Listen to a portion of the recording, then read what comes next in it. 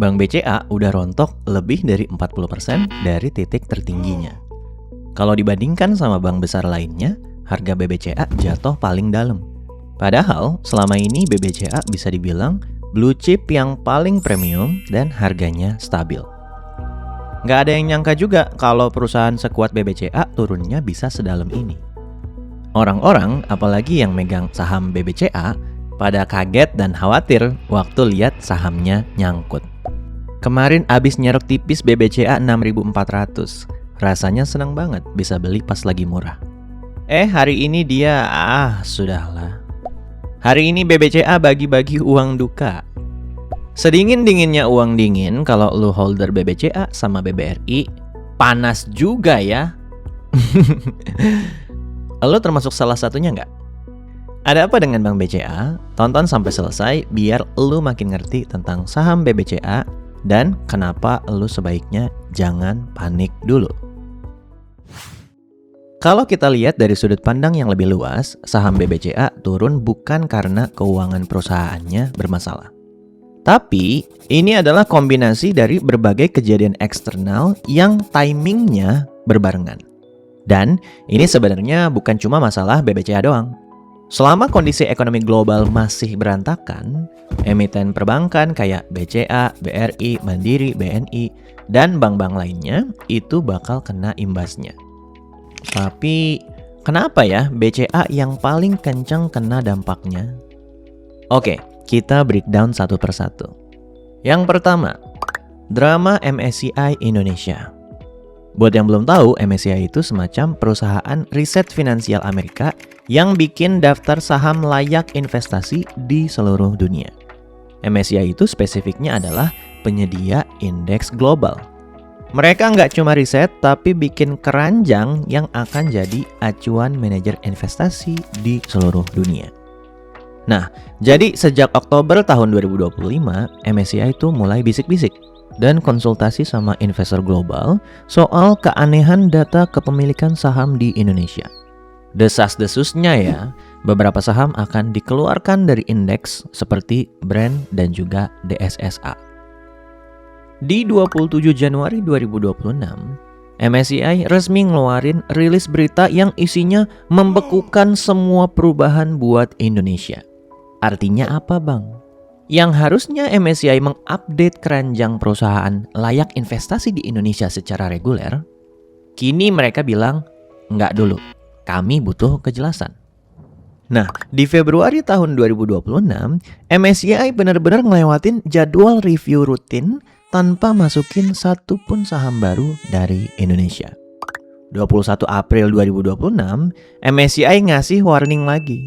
Mereka bilang, perbaikan data dari Indonesia belum cukup memuaskan. Nah, disinilah isu BRAND dan DSSA makin kenceng, bakal didepak. 11 Mei 2026, sehari sebelum pengumuman MSCI, pasar makin tegang, kemudian IHSG turun lebih dalam, karena besoknya tanggal 12 Mei adalah penentuan. Apakah freeze-nya dicabut atau malah hukuman kita ditambah. Nah, tanggal 12 Mei adalah pengumuman resmi hasil review dari MSCI. Intinya, investor dunia lagi ngeliatin Indonesia banget. Mereka sangat tidak suka ketidakjelasan. Makanya, sejak Januari sampai Mei, dana asing yang keluar dari saham-saham di Indonesia itu sangat besar. Nyaris berkurang 50 triliun rupiah. Salah satunya adalah mereka keluar dari BBCA dengan cara menjual saham BBCA yang mereka pegang. Makanya BBCA pun rontok sangat dalam. Meskipun secara kinerja keuangannya baik-baik aja. Yang kedua, ada perang Iran versus Amerika dan Israel. Sayangnya, sampai video ini dibuat, perangnya masih berlangsung. Kejadian ini bikin harga minyak dunia makin tinggi. Karena Indonesia masih impor minyak sampai hari ini, harga barang di sini ikut kena tekanan. Dan rupiah melemah sampai 1 US dollar nilainya jadi 17.400 rupiah per 6 Mei 2026. Sekarang bayangin, lu adalah investor asing.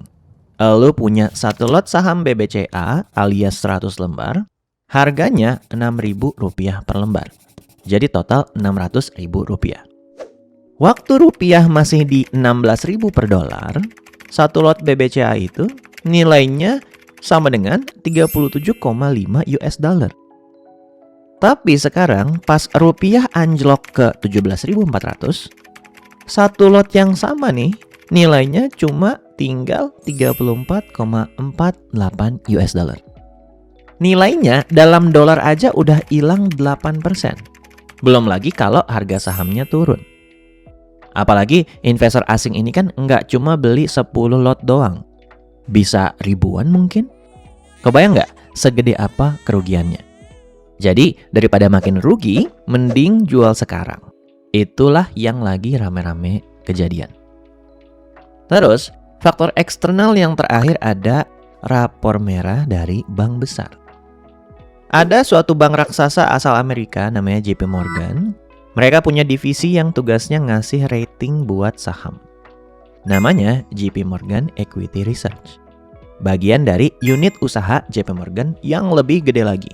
Namanya JP Morgan Investment Banking and Markets. Sebelumnya, JP Morgan ngasih rating BBCA overweight, alias layak untuk diborong. Tapi belakangan mereka turunin jadi netral, yang artinya udah nggak usah nambah dulu. Mereka kemudian juga turunin target harga Bank BCA. Nah, begitu rapor dari JP Morgan keluar, mulai banyak fund manager yang ikutan jual saham ini. Oke, kita sekarang udah tahu lagi banyak arus jual saham di Bank BCA yang bikin sahamnya rontok dari awal tahun.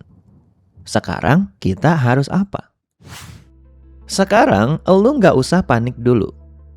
Karena secara fundamental, BCA sebenarnya masih sehat banget. Laba kuartal pertama tahun 2026 sama dengan 14,7 triliun rupiah. Masih tumbuh 4% dari tahun lalu. Tetap untung, cuma pertumbuhannya nggak sekencang tahun-tahun sebelumnya. Kasa 85%. Artinya, 85% dana yang masuk ke BCA itu duit di rekening tabungan biasa atau giro yang bunganya rendah banget. Bahkan bisa 0% alias nggak dapat bunga sama sekali. Bandingin sama deposito yang harus bayar bunga gede ke nasabahnya untuk masukin dana ke bank tersebut. Jadi, BCA saat ini dititipkan uang sama nasabahnya dengan bunga yang sangat kecil. Kemudian BCA gunain dana itu untuk kasih pinjaman ke orang lain dengan bunga yang relatif besar. Makanya BCA bisa untung gede dari zaman dulu. Loh, kenapa mereka mau pinjemin uang ke bank BCA? Ya, karena mereka merasa aman untuk taruh uang di sana. Jadi meskipun bunganya kecil, tetap aja ada yang nabung. Selanjutnya, CAR alias Capital Adequacy Ratio 29,9%. Aturan dari pemerintah, bank wajib punya CAR 8%. Tapi BCA punya 30%. Ibaratnya, BCA itu punya 4 kali lipat dana darurat lebih banyak dari yang diwajibkan sama pemerintah. Jadi, mau krisis kayak apapun, harusnya bank ini tidak bakal kekurangan modal. Selanjutnya ada coverage ratio di atas 150%. Artinya, buat tiap Rp100 kredit yang berpotensi macet, Bank BCA udah nyiapin Rp150 cadangannya. Overall, keuangan BCA sih masih aman-aman aja. Tapi memang tumbuhnya tidak secepat kalau dibandingin sama tahun-tahun sebelumnya. Sekarang, pertanyaan pentingnya adalah, apakah harga BCA yang lagi murah itu kesempatan emas atau justru tanda bahaya? Nah, buat gua ini adalah kesempatan emas. Kenapa? Karena kapan lagi kita bisa beli Bank BCA di harga 6 ribuan per lembarnya. Sementara harga wajar sahamnya menurut gua Bank BCA adalah ada di angka sekitar 10 ribuan per lembar hari ini. Cara ngitungnya gimana? Lo bisa cek video yang ini, yang udah ditonton 1,3 juta orang. Tapi tentu ini bukanlah rekomendasi ya. Oke, next. Buat lo yang udah pegang BBCA dan sekarang nyangkut, sebelum panik, mending coba lo renungin dulu 2 pertanyaan ini. Pertama, kenapa beli saham itu? Dan yang kedua, kenapa beli di harga itu? Kalau lo bisa jawab dengan baik, mestinya sih lo nggak harus panik dengan penurunan harga yang terjadi saat ini. Kalau lo investor jangka panjang, strategi paling masuk akal itu hold dan cicil beli rutin atau pakai DCA alias dollar cost averaging. Saat harga lagi murah, lo otomatis dapat lot lebih banyak. Bang, gue mau investasi tapi nggak ngerti caranya. Nah, kebetulan nih, video ini bisa hadir karena kerjasama gue bareng Ajaib Sekuritas. Untuk bisa mulai beli saham, lo harus download dulu aplikasi Ajaib Sekuritas di handphone lo, terus daftarin diri. Daftarnya bisa pakai kode gua, saham dari nol, biar lo dapat hadiah 1 lot saham dari Ajaib Sekuritas setelah berinvestasi pertama kali. Aman nggak bang? Untuk keamanan, lo nggak usah khawatir karena Ajaib Sekuritas sudah berizin dan diawasi oleh Otoritas Jasa Keuangan. Oke? Next. Gua juga happy karena Ajaib baru aja launching Ajaib Terminal. Jadi sekarang lo bisa buka lewat desktop biar pengalaman investasi lo makin seru. Ada fitur broker summary yang bisa bikin lo lihat total transaksi dari masing-masing broker. Ada juga broker distribution, biar lu bisa lihat perputaran sahamnya kemana aja di suatu periode tertentu. Selain itu, sekarang di order queue, lu bisa lihat secara real time dengan lengkap antrian jual dan beli saham yang lagi lu incar. Gue yakin akan ada banyak trader atau swing trader yang akan terbantu dengan adanya fitur ini. Jujur, nggak salah sih kalau kita bilang Ajaib Terminal ini beneran ngasih a more powerful trading experience lewat fitur-fitur terbarunya. Nanti lo bisa cek sendiri, oke? Konten ini sifatnya adalah edukasi, bukan rekomendasi investasi. Profil risiko, kondisi finansial, dan tujuan investasi tiap orang akan berbeda-beda. Jadi selalu do your own research sebelum berinvestasi. Oke, segitu aja video kali ini. Kalau lo bingung DCA itu apa, bisa cek video ini.